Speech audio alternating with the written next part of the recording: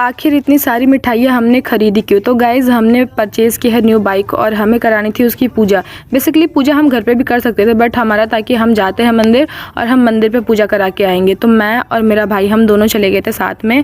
और भाई ये जो धर्मशाला पुल है, मतलब इतनी ज़्यादा भीड़ थी ना, इतनी ज़्यादा भीड़ थी, मतलब आधा घंटा तो हमें ट्रैफिक में ही लग गया था, ये ट्रैफिक को क्रॉस करने में।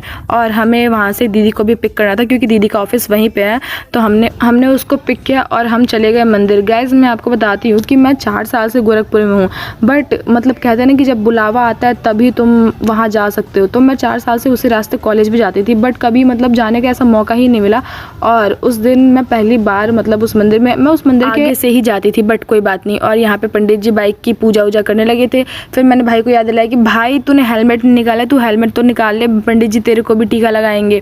फिर उसको याद आया कि हाँ मैंने हेलमेट निकाला, मुझे हेलमेट निकाल लेना चाहिए। फिर यहाँ पे पंडित जी ने उसको भी टीका लगाया और पंडित जी ने तो पूजा कर दी थी। फिर मेरी बड़ी बहन बड़े होने का फ़र्ज़ निभा रही थी। फिर पूजा करने के बाद वहाँ पे जितने भी मांगने वाले लोग रहते हैं, हमने उनको पैसे भी दिए, बट उनको और पैसे चाहिए थे। और जब हमने उनको लड्डू दिया तो भाई साहब उन्हें लड्डू नहीं चाहिए, उन्हें पैसे ही चाहिए। फिर हम वहाँ से निकल गए और दीदी को कुछ सामान लेना था। देन हम गए वहाँ पे, उसको जो भी चाहिए था उसने लिया और हमने खाया मोमोज़, भाई बहुत टेस्टी थे। और मैंने पिया था कैंपा। फिर हम चले गए थे घर। That's all, thank you for watching.